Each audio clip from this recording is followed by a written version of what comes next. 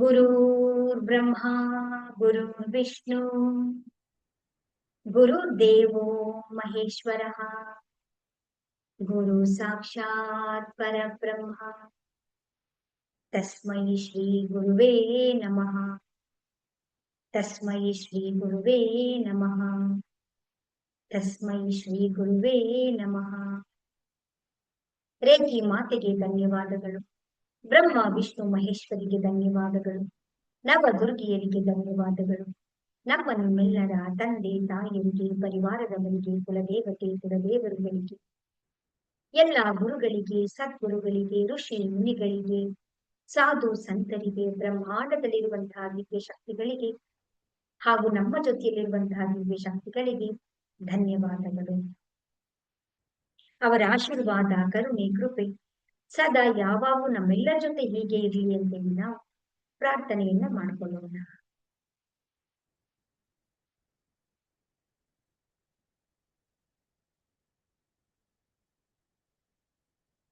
ನಿಮ್ಮೆಲ್ಲರಿಗೂ ಕೂಡ ಆತ್ಮ ಪ್ರಣಾಮಗಳು. ಹರೇ ರಾಮ ಹರೇ ಕೃಷ್ಣ.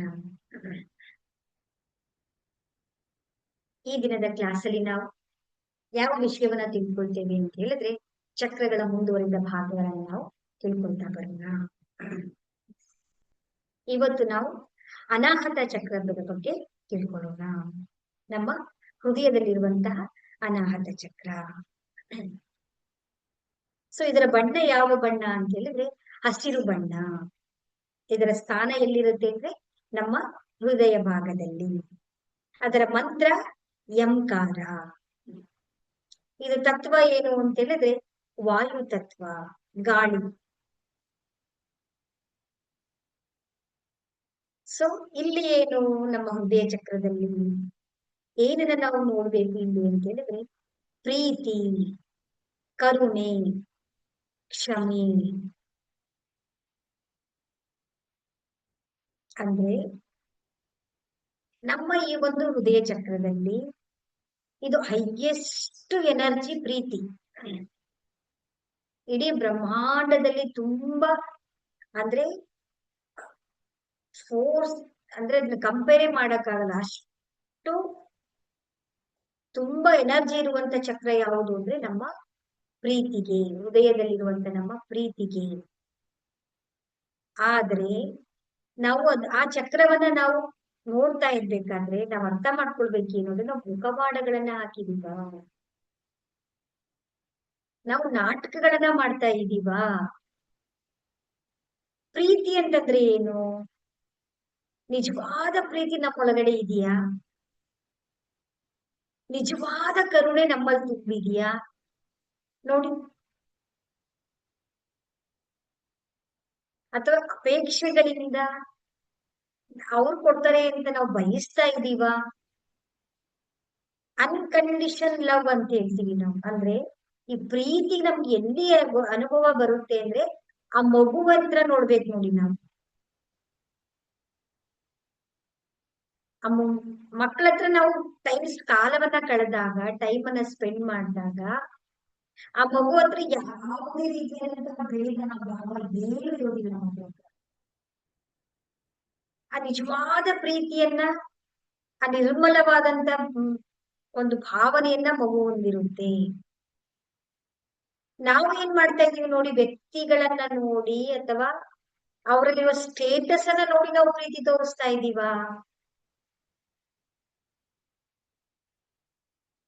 ಯಾವ ರೀತಿ ಮಾಸ್ಕ್ ಅನ್ನ ನಾವು ಹಾಕೊಂಡಿದೀವಿ ನೋಡ್ರಿ.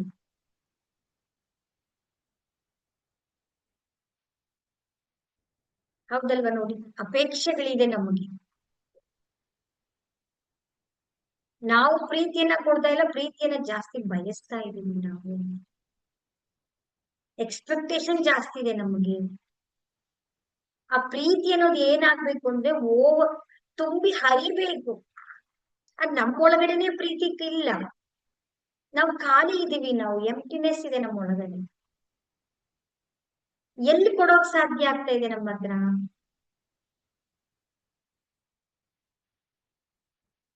ಕಂಪ್ಯಾಷನ್, ಕರುಣೆ,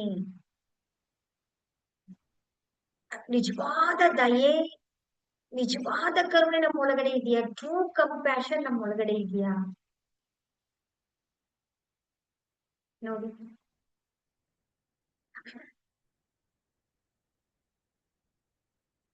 ಎಲ್ಲಿ ನಮ್ಮ ಅನಾಹತ ಚಕ್ರ ಓಪನ್ ಆಗುತ್ತೆ? ಆಲ್ಮೋಸ್ಟ್ ಎಲ್ಲರದು ಅನಾಹತ ಚಕ್ರ ಬ್ಲಾಕೇಜ್ ಆಗಿದೆ.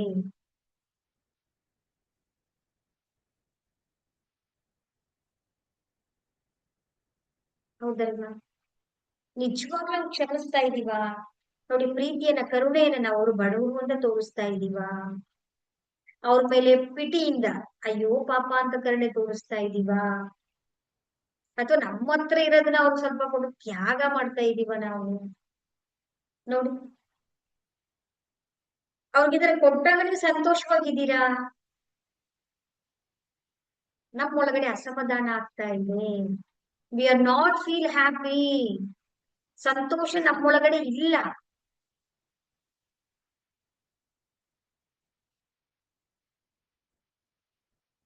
ಅಲ್ವಾ? ನಾವು ನಿಜವಾಗ್ಲೂ ಕರುಣೆನ ತೋರಿಸ್ತಾ ಇದೀವ ನಾವು?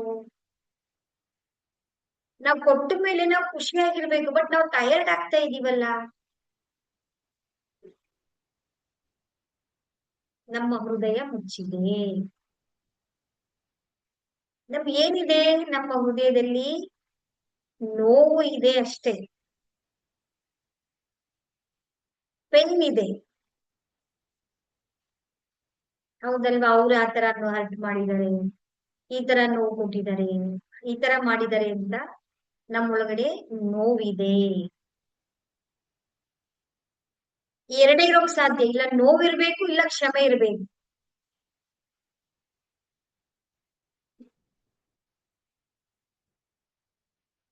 ನೋಡಿ, ನಾವು ಕ್ಷಮಿಸ್ತಿಲ್ಲ ಅಂದ್ರೆ ನಮ್ಮೊಳಗಡೆ ನೋವಿದೆ. ನೋವಿದೆ ಅಂದ್ರೆ ನಾವು ಕ್ಷಮಿಸ್ತಾ ಇಲ್ಲ. ನಮ್ಮ ಹೃದಯ ಬ್ಲಾಕೇಜ್ ಆಗಿದೆ. ನಮ್ಮ ಹೃದಯ ಮುಚ್ಚಿದೆ. ಇನ್ನು ಆಳವಾಗಿ ನೀವು ಒಳಗಡೆ ನಿಮ್ಮ ಅಂತರಂಗವನ್ನ ನೀವು ನೋಡ್ಕೊಳ್ಬೇಕು. ನಮ್ಮ ಅಂತರಂಗ ಸತ್ಯವನ್ನ ನಾವು ನೋಡ್ಬೇಕು. ನಾವು ಯಾರತ್ರನು ಡಿಸ್ಕಸ್ ಮಾಡೋದಲ್ಲ ಇದನ್ನ. ಅಂದ್ರೆ ಈ ಪ್ರೀತಿ ಅನ್ನೋದು ತುಂಬಿ ಹರಿಬೇಕು, ಖಾಲಿ ಇದ್ದಾಗ ಬರೋದಲ್ಲ ಅಲ್ವಾ?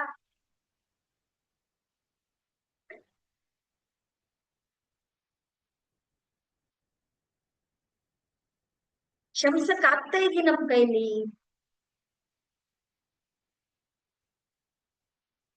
ಅಲ್ವಾ? ಯಾವತ್ತೋ ಒಂದು ದಿನ ಅವಮಾನ ಆಗಿದೆ, ಯಾವತ್ತೋ ನಮ್ಗೆ ಬೇಸರ ಆಗಿದೆ, ಯಾವತ್ತೋ ಒಂದು ನಮ್ಗೆ ದುಃಖ ಆಗಿದೆ, ಫೇಲ್ಯೂರ್ ಆಗಿದೆ, ಮನಸ್ತಾಪಗಳಾಗಿದೆ ಬಾಂಧವ್ಯಗಳಲ್ಲಿ. ಅದನ್ನ ನೆನ್ಸ್ಕೊಂಡು ಆ ವ್ಯಕ್ತಿ ಇಲ್ಲ ಅಂದ್ರೂ ಕೂಡ ನಮ್ಮ ಮೇಲೆ, ಆ ವ್ಯಕ್ತಿ ಮೇಲೆ ನಮ್ಗೆ ಕರುಣೆ ಇಲ್ಲ. ನಾವು ಆ ವ್ಯಕ್ತಿನ ಕ್ಷಮಿಸ್ತಾ ಇಲ್ಲ. ನಾವು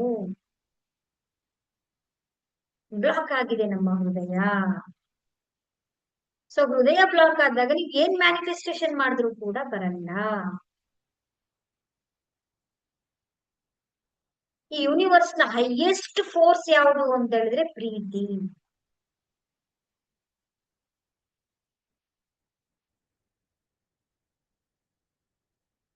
ಸೊ ಇದರಿಂದ ಏನಾಗ್ತಾ ಇದೆ? ನಮ್ಗೆ ಡಿಪ್ರೆಷನ್ ಹೋಗ್ತಾ ಇದೀವಿ, ಸ್ಟ್ರೆಸ್ ಆಗ್ತಾ ಇದೆ, ಲೋನ್ಲಿನೆಸ್, ಸಂಘರ್ಷ, ಉದ್ವಿಗ್ನತೆ ಪ್ರಾಬ್ಲಮ್ ಆಗ್ತಾ ಇದೆ ನಮ್ಗೆ. ನಾವು ನೋಡ್ಬೇಕು ನಿಜವಾಗ್ಲೂ ನನ್ನ ಒಳಗಡೆ ಏನ್ ಬರ್ತಾ ಇದೆ ಅಂತ. ನಾವು ಒಂದೊಂದು ಸನ್ನಿವೇಶದಲ್ಲೂ ಕೂಡ ನೀವು ಸಿಚುವೇಶನ್ಸ್ ಗಳು ಬರುತ್ತೆ, ಯಾಕೆ ಜೀವನ ಅಲ್ವಾ ಇದು? ಆ ಪರಮಾತ್ಮರದನ್ನು ಕೇಳ್ಬೇಕು ಸನ್ನಿವೇಶಗಳನ್ನ. ಯಾಕೆ ಹೇಳಿ? ಈಗ ಸನ್ನಿವೇಶಗಳು ಬಂದಾಗ ನಾನು ಯಾವ ರೀತಿ ರಿಯಾಕ್ಟ್ ಮಾಡ್ತಾ ಇದ್ದೀನಿ, ನನ್ ಒಳಗಡೆ ಏನಿದೆ ಅನ್ನೋದು ನಿಮ್ಗೆ ಗೊತ್ತಾಗುತ್ತೆ. ಈಗ ಪ್ರಾರಂಭ ಮಾಡಿ ಒಂದೊಂದು ನಿಮ್ಮ ಕುಟುಂಬದಲ್ಲಿ ಒಂದೊಂದು ಪರಿಸ್ಥಿತಿ ನಿಮ್ಮ ಒಳಗಡೆ ಭಾವನೆಗಳು ಬಂದಾಗ, ಎಮೋಷನ್ಸ್ ಗಳು ಬಂದಾಗ, ಆಂಕರ್ ಬರ್ತಾ ಇದೆಯಾ, ನೀವು ಒಬ್ಬರ ಹತ್ರ ಮಾತಾಡ್ಬೇಕಾದ್ರೆ ನಿಮ್ಮ ಬ್ರೀತ್ ಜೊತೆ ನೀವು ಕನೆಕ್ಟ್ ಆಗ್ತಾ ನೋಡ್ಕೊಳ್ತಾ ಬರ್ಬೇಕು. ಆಗ ನಿಮ್ಗೆ ಅರಿವಿ ನಿಮಗ್ ಗೊತ್ತಾಗುತ್ತೆ ನಿಮಗೆ ಅದ್ ಗೊತ್ತಾಗಿದ್ರೆ ಎಲ್ಲರತ್ರ ಡಿಸ್ಕಸ್ ಮಾಡಿ ಅಂತಲ್ಲ. ಸೊ ನಿಮಗ ಅದ ಅರಿವಿಗೆ ಬರ್ಬೇಕು ಅಷ್ಟೇ. ನೋಡಿ, ಇಲ್ಲಿರುವಂತ ದಳಗಳು 12 ದಳಗಳಿರುತ್ತೆ. ಒಂದೊಂದು ದಳದ ಮೇಲೂ ಕೂಡ ನಾವು ಕೆಲಸಗಳನ್ನ ಮಾಡ್ತಾ ಬರ್ಬೇಕು. ಆಗ ನಮ್ಮ ಹೃದಯ ಚಕ್ರ ಓಪನ್ ಆಗತ್ತೆ. ಆಗ ನೀವ್ ಏನೇ ಮ್ಯಾನಿಫೆಸ್ಟ್ ಮಾಡಿದ್ರು ಕೂಡ ನಮ್ಗೆ ಫಲಿಸುತ್ತೆ, ಗೊತ್ತಾಗುತ್ತೆ, ನಮ್ಗೆ ಕನೆಕ್ಟ್ ಆಗ್ತೀವಿ ನಾವು. ಪ್ರತಿಯೊಂದು ಸನ್ನಿವೇಶಗಳು ಏನೇ ಬರ್ಲಿ ಸ್ವೀಕಾರ ಮಾಡ್ಬೇಕು ನೀವು. ನಾವ್ ಅಲ್ಲೇ ಅಂಟ್ಕೊಂಡ್ಬಿಟ್ಟಿದೀವಿ, ನೋವನ್ನ ತುಕ್ಕೊಳ್ತಾ ಇದೀವಿ. ಒಂದು ಒಂದು ಪರಿಸ್ಥಿತಿ ಬಂತು ಅಂದ್ರೆ ಅದರಿಂದ ಒಂದು ಪಾಠ, ಒಂದು ಅನುಭವ, ಒಂದು ಎಕ್ಸ್ಪೀರಿಯನ್ಸ್, ಒಂದು ಲೆಸನ್ ಕಲಿಬೇಕಲ್ವಾ ನಾವು. ಕಲ್ತು ಅದನ್ನ ಮುಂದೆ ನಾವು ಅಳವಡಿಸ್ಕೊಳ್ಬೇಕು. ಬಟ್ ನಾವೇನ್ ಮಾಡ್ತಾ ಇದೀವಿ, ಅಲ್ಲೇ ನೋವು ಮಾಡ್ಕೊಂಡು ಅದೇ ನೋವನ್ನ ಇಟ್ಕೊಂಡು ನಮ್ಮ ಹೃದಯದಲ್ಲಿ, ನಮ್ಮ ಶರೀರದಲ್ಲಿ ನಮ್ಗೆ ನೋವಾಗ್ತಾ ಇದೆ. ಹಾಗಾಗಿ ನಮ್ಗೆ ಹಾರ್ಟ್ ಸಮಸ್ಯೆ, BP ನಮ್ಮ ಹಾರ್ಟ್ಗೆ ರಿಲೇಟೆಡ್ ಆದಂತ ಲೋ BP ಆಗಿರ್ಬೋದು, ಹೈ BP ಆಗಿರ್ಬೋದು, ರಕ್ತನಾಳಕ್ಕೆ ಸಂಬಂಧಪಟ್ಟಂತ ಸಮಸ್ಯೆಗಳು ನಮಗೆ ಬರ್ತಾ ಇರುವಂತದ್ದು. ಇದು ನೋಡ್ಬೇಕು ನೀವು, ಈ ಭಾವನೆಗಳನ್ನ ನೋಡ್ಬೇಕು. ನಾನು ನಿಜವಾಗ್ಲೂ ಪ್ರೀತಿ ಕೊಡ್ತಾ ಇದ್ದೀನ, ನಿಜವಾಗ್ಲೂ ನನ್ನೊಳಗೆ ಪ್ರೀತಿ ಇದೆಯಾ, ನಾನು ನಾಟಕ ಮಾಡ್ತಾ ಇದ್ದೀನ, ಮುಖವಾಡ, ನಾನು ಏನ್ ಮುಖವಾಡವನ್ನ ಮಾಸ್ಕ್ ಗಳನ್ನ ಹಾಕೊಂಡಿದ್ದೀನಿ ಅನ್ನೋದು ನೋಡಿ. ಎರಡು ಒಟ್ಟಿಗೆ ಇರೋಕ್ ಸಾಧ್ಯ ಇಲ್ಲ. ನೋವು ಇರ್ಬೇಕು, ಇಲ್ಲಾಂದ್ರೆ ಕ್ಷಮೆ ಇರ್ಬೇಕು. ಇಲ್ಲ ಕ್ಷಮೆ ಇರ್ಬೇಕು, ಇಲ್ಲ ನೋವಿರ್ಬೇಕು. ಎರಡೂ ಒಟ್ಟಿಗೆ ಇರೋದಕ್ಕೆ ಸಾಧ್ಯ ಆಗುದಿಲ್ಲ. ಕ್ಷಮಿಸ್ಬೇಕು ಎಲ್ಲರನ್ನು. ಯಾರಿಗೋಸ್ಕರ? ಅವ್ರಿಗೋಸ್ಕರ ಅಲ್ಲ, ನಿಮಗೋಸ್ಕರ.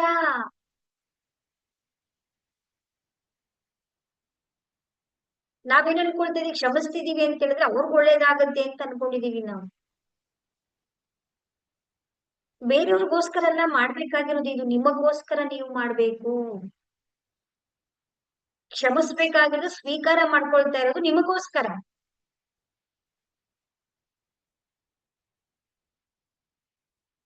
ನಿಮ್ಮ ಹೃದಯದ ಬಾಗಿಲನ್ನ ನೀವು ತೆರಿಬೇಕು. ನೀವು ನೋಡಿ, ಮೋಸ ಆಗಿದೆ, ಅವ್ರು ದುಃಖ ಕೊಟ್ಟಿದ್ದಾರೆ, ಅವ್ರು ಬೇಸರ ಮಾಡಿದ್ದಾರೆ ಅಂತ ಅವ್ರು ಮೊದಲಿದ್ದಾಗ ಈಗ ನೀವು ಮಾತಾಡ್ತಾ ಇದೀವ ನಾವ್ ಅವ್ರ ಹತ್ರ. ಚೇಂಜ್ ಆಗೋಯ್ತಲ್ವಾ? ಹೃದಯ ಏನಾಯ್ತು ನಮ್ದು, ಕ್ಲೋಸ್ ಆಗಿದೆ ಇವಾಗ.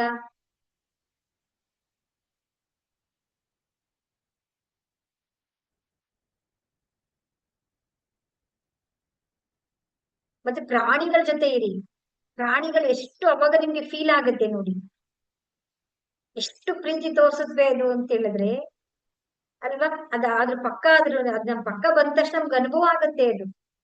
ಅದು ನಿಜವಾದ ಪ್ರೀತಿ ನಮ್ಮೊಳಗಡೆ ಇದೆಯಾ ಅನ್ನೋದು ನಮ್ಗೆ. ಇದನ್ನ ನೀವು ನೋಡ್ಕೊಳ್ತಾ ಚೆಕ್ ಮಾಡ್ಬೇಕು. ಪ್ರತಿ ಸಲ ನಾವು ನೋಡ್ಕೊಳ್ತಾ ಬರ್ಬೇಕು. ನೆಕ್ಸ್ಟ್ ಮುಂದಿನ ಚಕ್ರ ಯಾವುದು ಅಂತ ಹೇಳಿದ್ರೆ ವಿಶುದ್ಧಿ ಚಕ್ರ. ಗಾಳಿಯಿಂದ ಈಗ ನಾವು ಇಲ್ಲಿಗೆ ಬೆಂಕಿ ಆಯ್ತು, ಗಾಳಿ ಆಯ್ತು, ಇವಾಗ ನಮ್ಮ ವಿಶುದ್ಧಿ ಚಕ್ರಕ್ಕೆ ನಾವು ಬಂದಿದ್ದೀವಿ. ವಿಶುದ್ಧಿ, ಶುದ್ಧಿಯನ್ನ ಮಾಡ್ಕೊಳ್ಬೇಕು ನಾವು ಅಂತ.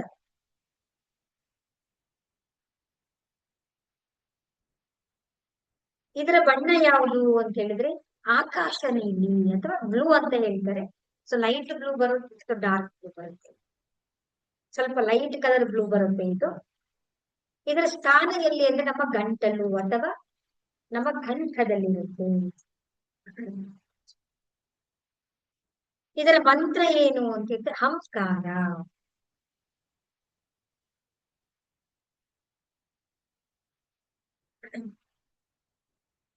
ತತ್ವ ಆಕಾಶ ತತ್ವ ಬರುತ್ತೆ.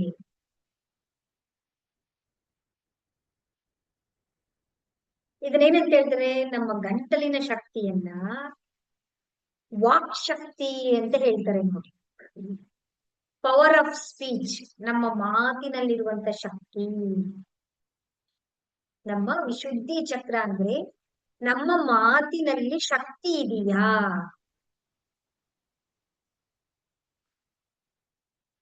ಅಲ್ವಾ. ನೀವು ಶಿವನ ಗಂಟಲಿನಲ್ಲಿ ನೀವು ನೋಡುತ್ತೀರಾ, ಹೌದಲ್ವಾ? ಆ ವಿಷ ಅಂದ್ರೆ ಮಾತನ್ನೊಂದು ಪಾಯ್ಸನ್ ಇದ್ದ ಹಾಗೆ ಅದು ಅಲ್ವಾ? ಆ ವಿಷ ಏನಾಗ್ತದೆ? ವಿಷವನ್ನ ನಾವು ಶುದ್ಧಿ ಮಾಡ್ಕೊಳ್ಬೇಕು, ನಮ್ಮ ಕರ್ಮವನ್ನ ನಾವು ಶುದ್ಧಿ ಮಾಡ್ಕೊಳ್ಬೇಕು.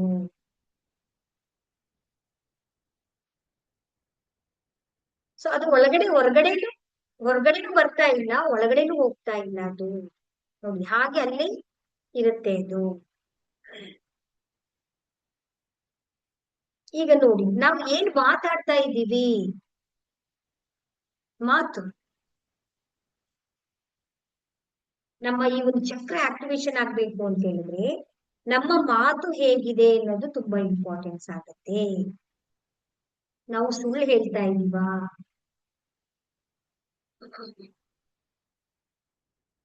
ಹೆದರ್ಕೊಂಡು ನಾವು ಭಯದಿಂದ ಸುಮ್ನೆ ಸತ್ಯವನ್ನ ಹೇಳ್ದೆ ಮೌನವಾಗ್ಬಿಡ್ತಾ ಇದೀವಾ? ಏನು ಗೊತ್ತಿದೆ ಸುಮ್ನೆ ಏನ್ ಬರುತ್ತೋ ಬಾಯಿಗೆ ಆತರ ಮಾತಾಡ್ತಾ ಇದೀವಾ? ಅವ್ರು ಏನ್ ಹೇಳ್ತಾರೆ ಅವ್ರು ಹೇಳಿದಕ್ ತಕ್ಕಂತೆ ತಿರ್ಗಿಸಿ ನಾವು ರಿಪೀಟ್ ಮಾಡಿ ಹೇಳ್ಕೊಳ್ತಾ ಇದೀವಾ? ನಮ್ಮ ಮಾತಿನಲ್ಲಿ ಸತ್ಯಗಳಿದೆಯಾ ನೋಡಿ.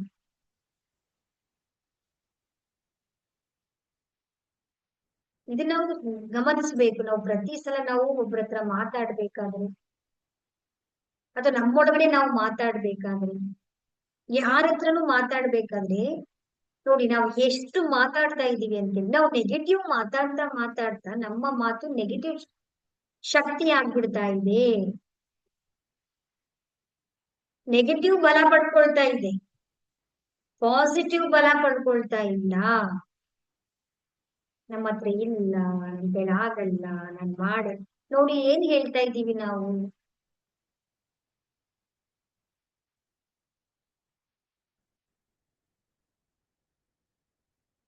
ನಾವು ಮಾಡುವ ಕ್ರಿಯೆಗಿಂತಲೂ ನಮ್ಮ ಮಾತು ಶಕ್ತಿಯನ್ನ ಪಡ್ಕೊಂಡಿರುತ್ತೆ, ತುಂಬಾ ಶಕ್ತಿ ಇರುತ್ತೆ ಮಾತಿನಲ್ಲಿ. ವಾಕ್ಸಿದ್ಧಿ ಅಂತ ಹೇಳ್ತಾರೆ ನೋಡಿ ಅದಕ್ಕೆ. ನುಡಿದರೆ ಮುತ್ತಿನ ಹಾರದಂತಿರಬೇಕು ಅಂತ ಹೇಳ್ತಾರೆ. ಒಂದು ಮಾತು ಹೇಳಿದ್ರೆ ಅದು ಫಲಿಸ್ಬೇಕು. ಆದ್ರೆ ನಾವು ಯಾವ ರೀತಿ ಮಾತಾಡ್ತಾ ಇದೀವಿ? ಬೇರೆಯವ್ರಿಗೆ ನೋವು ಕೊಡೋ ತರ ಮಾತಾಡ್ತಾ ಇದೀವಾ? ಚುಚ್ಚಿ ಮಾತಾಡ್ತಾ ಇದೀವಾ? ನಮ್ಮ ಮಾತಿನಲ್ಲಿ ಬಲ ಇದೆಯಾ, ಶಕ್ತಿ ಇದೆಯಾ? ನಮ್ಮ ತಪೋಶಕ್ತಿ ಆಗಿರ್ಬೋದು, ನಮ್ಮ ಜ್ಞಾನ ಶಕ್ತಿ ಆಗಿರ್ಬೋದು, ನಮ್ಮ ಮನೋಶಕ್ತಿ ಆಗಿರೋದು ಯಾವುದರಿಂದ ಬರುತ್ತೆ? ನಮ್ಮ ಮಾತುಗಳಿಂದ ಬರುತ್ತೆ. ನಾವು ಶಾಪ ಆಗ್ತಾ ಇದೀವಾ? ಸತ್ಯ ವಾಕ್ಯಗಳನ್ನ ನಡೀತಾ ಇದೀವ? ಶುದ್ಧವಾಗಿರುವಂತದ್ದು, ಪ್ರೀತಿ ಇರುವಂತದ್ದು, ಪವಿತ್ರವಾದ ಮಾತುಗಳನ್ನ ಆಡ್ತಾ ಇದೀವ ನಾವು?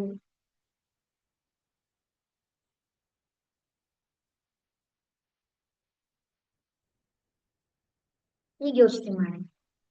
ಈಗ ನೀವೇ ಯೋಚನೆ ಮಾಡಿ. ನಮ್ಮ ವಿಶುದ್ಧಿ ಚಕ್ರ ಬ್ಲಾಕ್ ಆಗಿದ್ಯಾ? ಏನ್ ಬರುತ್ತೋ ಅದನ್ನೆಲ್ಲ ಮಾತಾಡೋದಲ್ಲ. ನಮ್ಮ ಮಾತಿನಲ್ಲಿ ಬಲ ಇಲ್ಲ, ಅದಕ್ಕೆ ನಮ್ಮ ಮಾತನ್ನ ಕೇಳ್ತಾ ಇಲ್ಲ ಅವರು.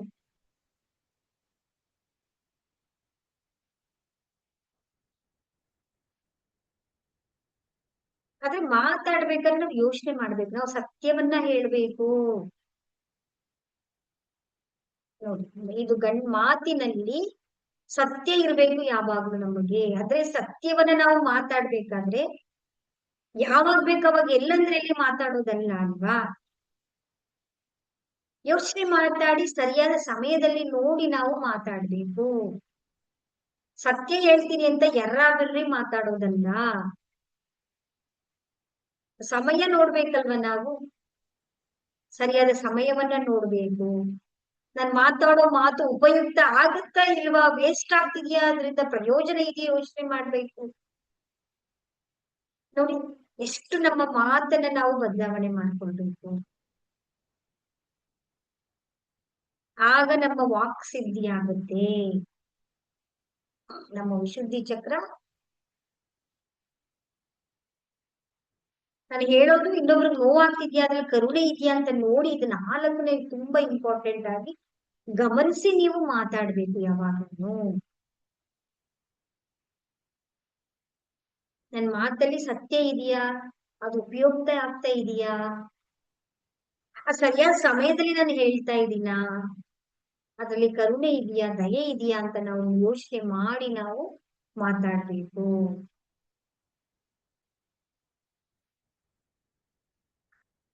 ನಾವು ಯೋಚನೆ ಮಾಡಿ ನಾಳೆವರೆಗೆ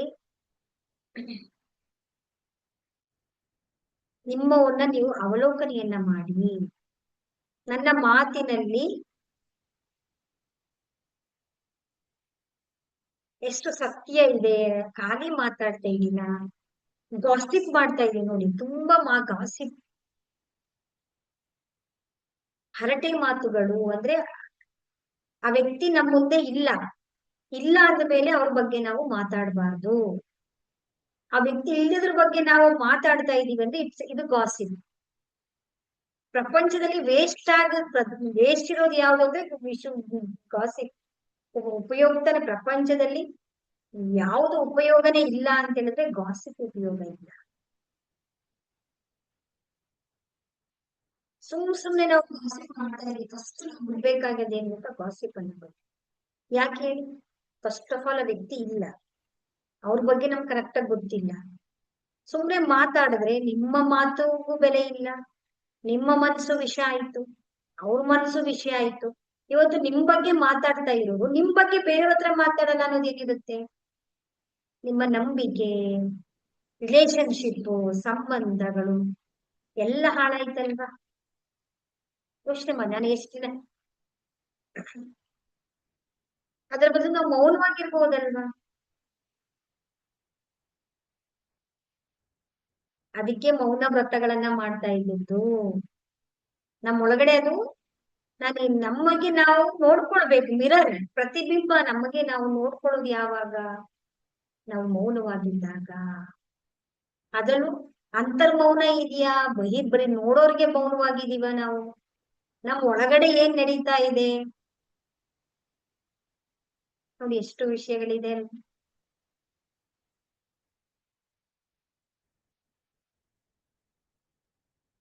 ಎಷ್ಟು ಆಳವಾಗಿ ನಾವು ನೋಡ್ಬೇಕು ಅಂತ ಹೇಳಿ ಧ್ಯಾನದ ಜೊತೆಗೆ ಇದೆಲ್ಲವನ್ನು ನೋಡ್ಕೊಳ್ತಾ ಬರ್ಬೇಕು ನಾವು.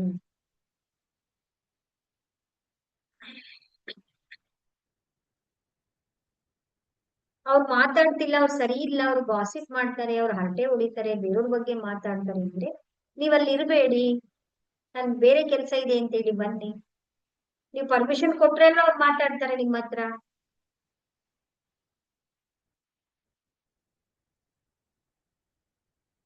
ನಾವು ಸೊ ನಮ್ಮ ವಿಶುದ್ಧಿ ಚಕ್ರವನ್ನ ನಾವು ಮೌನದಿಂದ ಪವಿತ್ರವಾದಂತ ಮಾತುಗಳನ್ನ ನಾವು ಮಾತಾಡ್ಬೇಕು.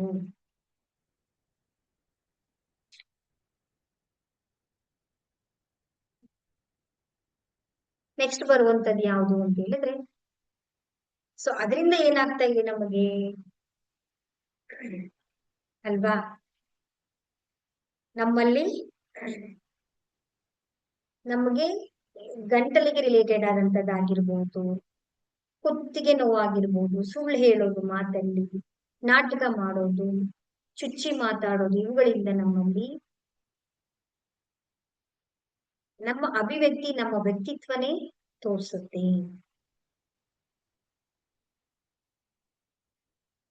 ನಮ್ಮ ಕಮ್ಯುನಿಕೇಶನ್ ತುಂಬಾ ಚೆನ್ನಾಗಿತ್ತು ಅಂತ ಹೇಳಿದ್ರೆ ನೀವು ಏನೇ ಮಾತಾಡಿದ್ರು ನಿಮ್ಮ ಮಾತಿಗೆ ಒಂದು ತೂಕ ಇರುತ್ತೆ, ಬೆಲೆ ಇರುತ್ತೆ, ಗೌರವ ಬರುತ್ತೆ. ಈಗ ಬರೀ ಟೊಳ್ಳು ಮಾತು ಅಷ್ಟೇ, ವೇಸ್ಟ್, ಉಪಯೋಗ ಇಲ್ಲದ ಮಾತಾಡ್ತಾ ಇದ್ದೀನಿ.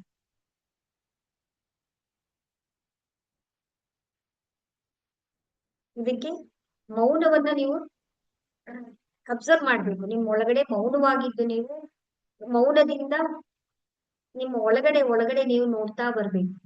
ಪ್ರತಿಯೊಂದು ಸನ್ನಿವೇಶಗಳಲ್ಲಿ ಏನ್ ಮಾತಾಡೋಕ್ಕಿಂತ ಮುಂಚೆ ಸ್ವಲ್ಪ ಗ್ಯಾಪ್ ಕೊಡಿ, ಬ್ರೀತ್ ಮಾಡಿ, ನಂತರ ಯೋಚನೆ ಮಾಡಿ ಮಾತಾಡಿ. ಮಾತಾಡಿದ ಮೇಲೆ ಯೋಚನೆ ಮಾಡೋದಕ್ಕಿಂತ ಯೋಚನೆ ಮಾಡಿ ಮಾತಾಡ್ಬೇಕು ನಾವು.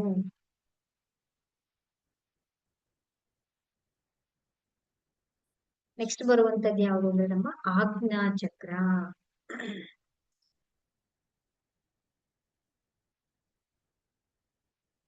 ನಮ್ಮ ಮೂರನೇ ಕಣ್ಣು, ಥರ್ಡ್ ಐ, ತ್ರಿನೇತ್ರ. ಹೌದಲ್ವಾ? ಎಲ್ಲರಿಗೂ ಆಸೆ ಮೂರನೇ ಕಣ್ಣು ಓಪನ್ ಆಗ್ಬೇಕು, ನನ್ಗೆ ಓಪನ್ ಆಗ್ಬೇಕು ಅನ್ನೋದು ಎಲ್ಲರಿಗೂ ಇದೆ.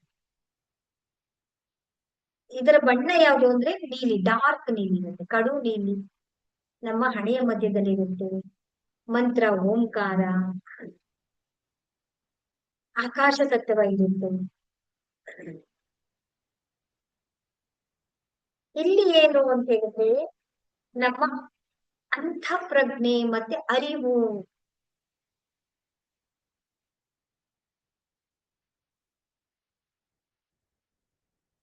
ಅಂದ್ರೆ ನಮ್ಮ ಮನಸ್ಸಿನ ಮೇಲೆ ನಮ್ಗೆ ಅರಿವಿದೆಯಾ?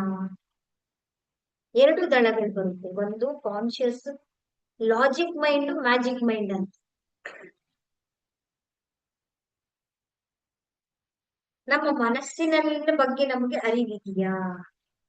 ನಾವ್ ಏನ್ ಅರಿವಿನಿಂದ ನೋಡ್ಬೇಕಲ್ವ ನಾವು. ಅವೇರ್ನೆಸ್ ಅಂತ ಹೇಳ್ತೀವಿ ನಾವು. ಇದು ತುಂಬಾ ಆಳವಾಗಿದೆ ಇದು. ನಾವು ಎಚ್ಚರಿಕೆಯಿಂದ ನೋಡ್ತಾ ಇದ್ದೀವಾ?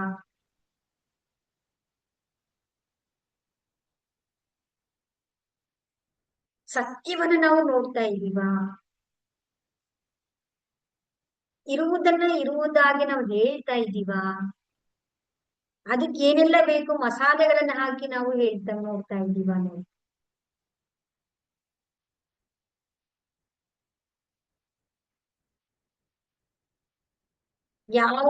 ಯಾವುದೇ ಜಡ್ಜ್ಮೆಂಟ್ ಇಲ್ಲದೆ, ತೀರ್ಮಾನ ಇಲ್ಲದೆ, ಕ್ವಶನ್ ಮಾಡದೆ, ನಮ್ಮದೇ ಆದಂತ ಒಂದು ರೀತಿಯಲ್ಲಿ ಅದನ್ನ ವ್ಯಕ್ತಪಡಿಸದೆ ಇರುವ ಸತ್ಯಗಳನ್ನ ಇರುವ ಹಾಗೆ ನೋಡ್ತಾ ಇದ್ದೀವ ನಾವು? ಮೈಂಡಿನ ಇನ್ಫ್ಲೂಯೆನ್ಸ್ ಇಲ್ಲದೆ, ಆ ಮನಸ್ಸಿನ ಇನ್ಫ್ಲೂಯೆನ್ಸ್ ಇಲ್ಲದೆ ನಾವು ನೋಡ್ತಾ ಇದ್ದೀವಾ? ಅರಿವಿದೆಯಾ ನಮ್ಮೊಳಗಡೆ? ಜಾಗೃತಿ ಇದೆಯಾ? ನಾವು ಎಚ್ಚರಿಕೆಯಿಂದ ಇದೀವಾ? ಆಗ ಸಿಕ್ಸ್ ಸೆನ್ಸ್ ಅಂತ ಹೇಳ್ತಾರೆ. ಇದೆ ಅಲ್ವಾ? ನಮ್ಮ ಮೂರನೇ ಕಣ್ಣಿನಿಂದ ನಮ್ಮ ಅನುಭವ ಹೇಗ್ ಬರೆಯುತ್ತೆ ಅಂತ ಹೇಳಿದ್ರೆ ನಮ್ಮ ಇಂಟ್ಯೂಷನ್. ಅಂತ ಪ್ರಜ್ಞೆಯನ್ನು ನಾವು ಹೆಚ್ಚಿಸ್ಕೊಳ್ಬೇಕು. ನಿಮ್ಮ ಸ್ಪಿರಿಚುವಲ್ ಯಾತ್ರೆ ಅಂದ್ರೆ ನಿಮ್ಮ ಇಂಟ್ಯೂಷನ್ ಪವರ್ ಎಷ್ಟಿದೆ ಅನ್ನೋದೇ ಇಂಪಾರ್ಟೆಂಟ್ ಆಗುತ್ತೆ.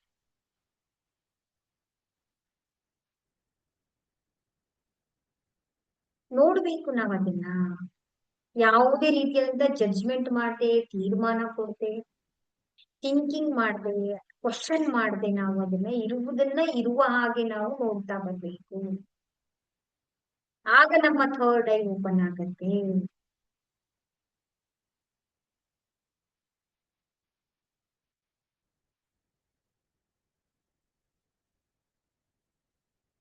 ಕ್ಲಾರಿಟಿ ಇರ್ಬೇಕು, ಕ್ಲಿಯರ್ ಕ್ರಿಸ್ಟಲ್ ಆಗಿ ನಾವು ನೋಡ್ಬೇಕು.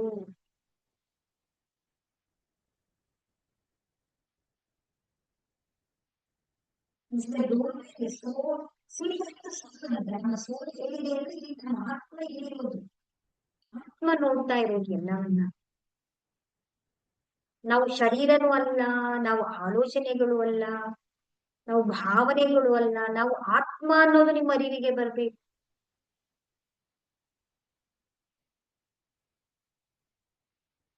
ನಾವಿನ್ನೂ ಅಲ್ಲೇ ಇದೀವಿ ನಾವು. ಆ ಅರಿವು ಅವೇರ್ನೆಸ್ ನಮ್ಮ ಒಳಗಡೆ ಬರ್ಬೇಕು. ಆಗ ನಮ್ಗೆ ಥರ್ಡ್ ಐ ಓಪನ್ ಆಗುತ್ತೆ. ಈ ಥರ್ಡ್ ಐನೇ ಡೋರ್ ವೇ ಆಫ್ ಅವರ್ ನಮ್ಮ ಸಹಸ್ರಾರ ಚಕ್ರಕ್ಕೆ. ನೋಡಿ, ಕನೆಕ್ಟೆಡ್ ವಿಶ್ವ ಪ್ರಜ್ಞೆ. ಸಹಸ್ರಾರ ಚಕ್ರ ಇಂದಿಗೂ ಬಣ್ಣದಲ್ಲಿರುತ್ತೆ, ತಲೆಯ ಮೇಲೆ ಇರುತ್ತೆ. ಇದು ಆಕಾಶ ತತ್ವ. ಇಲ್ಲಿ ಯಾವುದೇ ರೀತಿ ಮಂತ್ರ ಇರೋಲ್ಲ, ಸ್ಥಿತಿ ಇರುತ್ತೆ, ಸ್ಟೇಟ್, ಶಾಂತಿ, ಆನಂದ.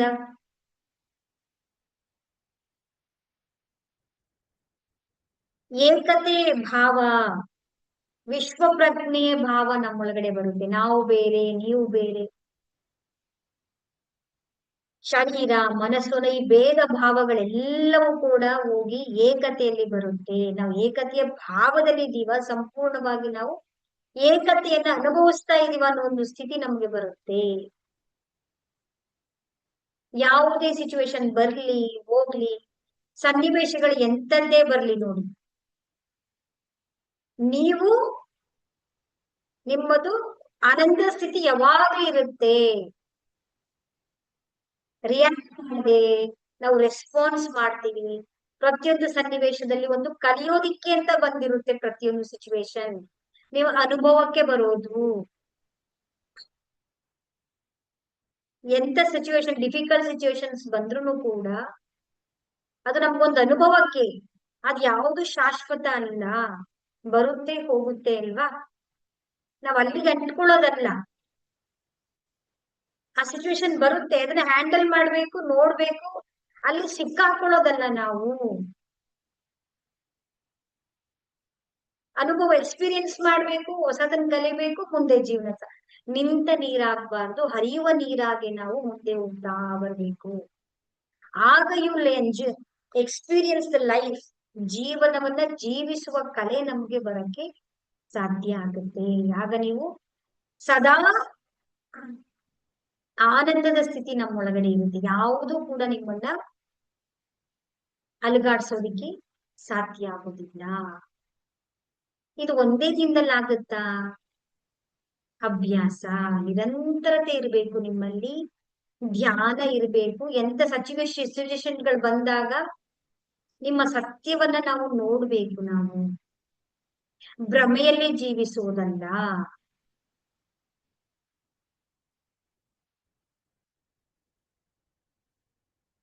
ಸೊ ಇದು ಸಹಸ್ರಾರ ಚಕ್ರ. ಇದು ನಮ್ಮ ಇದನ್ನ 7 ಚಕ್ರಗಳು ಅಂತೇಳಿ ಇದ್ರ ಮೇಲೆ ನಾವು ಕೆಲಸವನ್ನ ಮಾಡ್ಬೇಕು. ಇದನ್ನ ನಾವು ಚಕ್ರ ಧ್ಯಾನ ಅಂತ ಹೇಳ್ತೀವಿ. ಚಕ್ರ ಧ್ಯಾನದ ಆಡಿಯೋನ ನಿಮ್ಗೆ ಕಳ್ಸ್ಕೊಡ್ತೀವಿ. 21 ದಿನಗಳ ಪ್ರಾರಂಭ ಮಾಡಿ, ಜೊತೆಗೆ ಇದನ್ನ ಪ್ರತಿದಿನ ನಿಮ್ಮ ಜೀವನದಲ್ಲಿ ನೀವು ಅಳವಡಿಸ್ಕೊಳ್ತಾ ಬನ್ನಿ.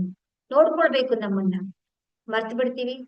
ಮತ್ತೆ ಪ್ರಯತ್ನ ಮಾಡ್ಬೇಕು, ನಿರಂತರತೆ ಇರ್ಬೇಕು, ಧ್ಯಾನದಲ್ಲಿ ಇರ್ಬೇಕು. ಯಾವತ್ತೋ ಒಂದಿನ ಮಾಡೋದು, ಗ್ಯಾಪ್ ಕೊಡೋದು ಅಲ್ಲ. ನಮ್ಮ ಧರ್ಮ ಏನು ಅಂದ್ರೆ ಧ್ಯಾನ ಮಾಡೋದೇ ನಮ್ಮ ಧರ್ಮ. ಏನಕ್ಕೆ? ಆ ಮುಕ್ತಿಯನ್ನ, ಮೋಕ್ಷವನ್ನ ನೀವು ಪಡ್ಕೊಳ್ಳೋದಿಕ್ಕೆ. ಇಲ್ಲ ಅಂತ ಹೇಳಿದ್ರೆ ಆ ಜನನ ಮರಣದಲ್ಲಿ ಮತ್ತೆ ಮತ್ತೆ ನಾವು ಸಿಕ್ಕಾಕೊಳ್ತಾ ಇರ್ತೀವಿ. ಸೊ ಒಳ್ಳೇದಾಗ್ಲಿ ನಿಮ್ಮೆಲ್ಲರಿಗೂ ಕೂಡ. ಇದ್ರಲ್ಲಿ ಯಾರಿಗಾದ್ರೂ ಏನೋ ಡೌಟ್ಸ್ ಗಳಿದ್ಯಾ? ಸೊ ಎಲ್ಲ ಕ್ಲಿಯರ್ ಆಗಿದೆ ಅಂತ ಅನ್ಕೊಳ್ತೇನೆ. ತುಂಬಾ ಸರಳವಾಗಿ ನಾನು ನಿಮ್ಗೆ ಹೇಳೋದಿಕ್ಕೆ ಪ್ರಯತ್ನ ಪಟ್ಟಿದ್ದೇನೆ. ಒಳ್ಳೇದಾಗ್ಲಿ.